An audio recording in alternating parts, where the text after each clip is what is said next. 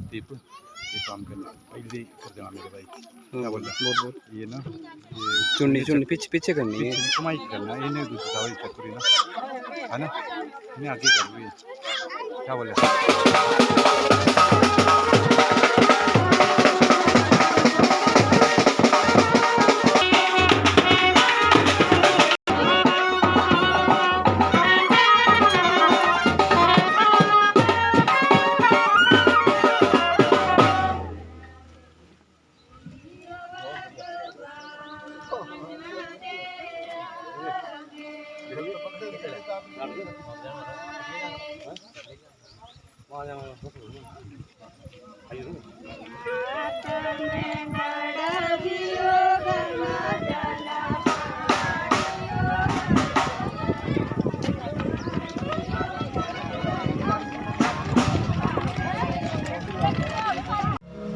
और जब भगवान में बुद्धि ठीक है जी सबके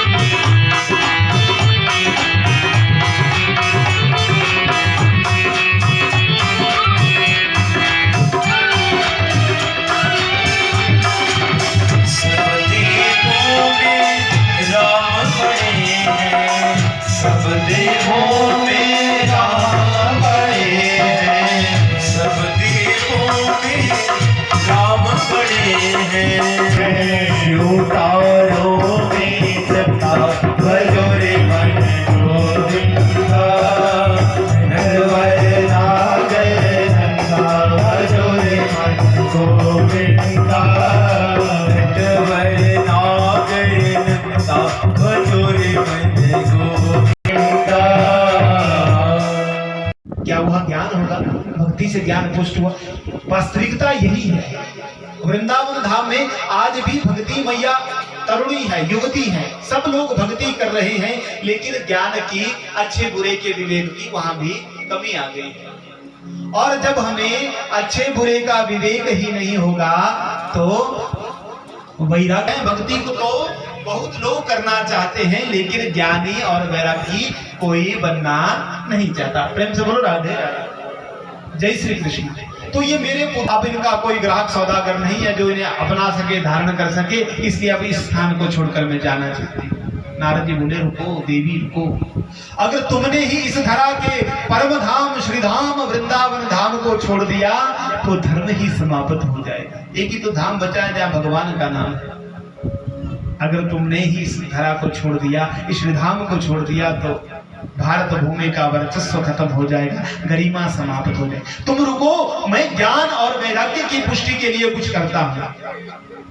और नारद मुनि जी सबसे पहले वेदों को सुनाने लगे। भद्रम कर्णेभिः शृणुयाम देव, ऐसे वेद मंत्र ऋचाओं का गान करने लगे। अग्नि मीणे पुरोहितम। अब जब वेदों को ज्ञान वैराग्य ने सुना तो थोड़े आंखें खोली, उठने लगे और फिर से बेहोश हो गए।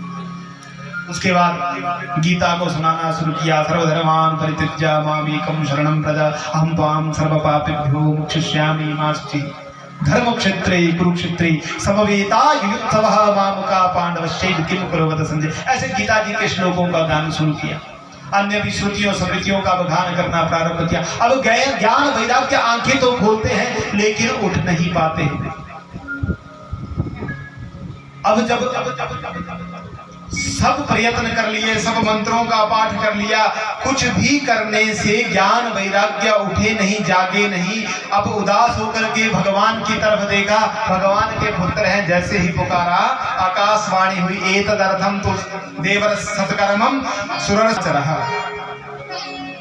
हे देवर्षि, इनके उत्थान के लिए ज्ञान और वैराग्य साथ कोई संत महात्मा मिलता है, उससे पूछते हैं कि महाराज बताइए सत्कर्म क्या है, सत्कर्म के विषय में। अब नारद जैसा महात्मा किसी से पूछेगा तो बहुत से ज्ञानियों में हिम्मत नहीं पड़ती है कि नारद के प्रश्न का उत्तर दें। प्रेम से बोलो राधे राधे। बढ़ते बढ़ते नारद पुरम यतो। ये सनकादि ऋषियों, आप साधारण नहीं हैं। सृष्टि के सबसे पहले आप उत्पन्न हुए। ब्रह्मा जी ने संत कुमारों को बनाया था और कहा था जाओ सृष्टि का विस्तार करो। संत कुमारों ने कहा बाबा हम तो तप करेंगे। ब्रह्मा जी ने श्राप दिया था जाओ तुम इतनी ही आयु के रहोगे। तो छोटे छोटे बालक है संत कुमार, हजारों लाखों करोड़ों वर्षों की उनकी आयु हो गई है। ज्ञानियों में पिताओं के भी पिता हैं, दादाओं के भी दादा हैं। ऐसे संत कुमारों को नारद मुनि प्रणाम करके कहते हैं कि हे ऋषियों, अब आप बताएं कि सत्कर्म क्या है। बोले गोविंद भगवान की।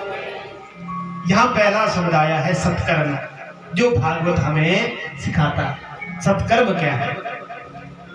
अब सनकादि ऋषि क्या कहते हैं? माँ चिंता कुरु देवर्षि हर्ष जित्ते समावह। देवर बड़ा ही आसान सा उपाय है जो बहुत पहले से विद्यमान है। नारद जी बोले ऐसा कौन सा उपाय है जो मैं नहीं जानता हूं, आप जानते हैं? तो सनकादि ऋषियों ने कहा श्रीमद् भागवतालाप साधु गीता सुखादि भी।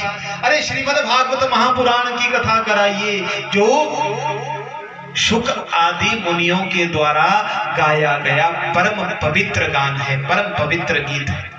नारद जी बोले कि हमने वेद सुना दिए, उपनिषद सुना दिए, गीता जी को सुना दिया, अब आपका अकेला भागवत क्या करेगा? क्योंकि भागवत संहिता को ब्रह्मा जी से नारद मुनि ने भी जाना था और नारद मुनि ने ही व्यास जी को बताया था। अब व्यास जी ने ही 4 श्लोकों को 18,000 श्लोकों में विस्तृत किया था। तो नारद जी भी तो श्रीमद् भागवत महापुराण को जानते थे। प्रेम से बोलो राधे राधे। भी आ जाए तो हमें क्या पता होगा कि घर में इतना बड़ा धन का भंडार है, सोना है। अब जब कोई बताएगा कि तुम्हारे घर में जो जंग लगी ईंट है वो लोहे की नहीं, पत्थर की नहीं, सोने की है, तो एकदम से सारी गरीबी दूर हो जाएगी। अब नारद जी के पास प्रसन्न हुए। भाग्योदयेन बहुजन्म समर्जितेन सत्संगमं जलवदे पुरुषो यदावे अज्ञान हेतु तत मोह मदांधकार नाशं विधाय हि तदोदयते विवेका। बड़े भाग्य से आज यह सुलभ समय आया है। सनकादि ऋषि कहते हैं कि हे नारद जी, आप ऐसा करिए, गंगा के तट हरिद्वार में का आयोजन करेंगे और उस आयोजन में क्या होगा, वृंदावन से आपकी भक्ति मैया भी पहुंच जाएंगी। हरिद्वार में बड़े बड़े संत हैं, वह भी कथा सुनेंगे। भगवान की कृपा हुई तो सारे संसार में श्रीमद् भागवत महापुराण का प्रचार और प्रसार हो जाएगा। समय आने पर बंधनों में फंसते हैं तो उस बात को भूल जाते हैं, स्वाभाविक है। एक नीति का श्लोक भी है, भोजनांते मैथुनांते श्मशानांते चियामति सामति यदा सदा गया, कि भोजन की भी पदार्थ से कोई लेना देना नहीं होता है। भले ही साधारण से किसी भी प्रकार के भोजन की व्यंजन की तृष्णा नहीं रहती है। प्रेम से बोलो राधे राधे।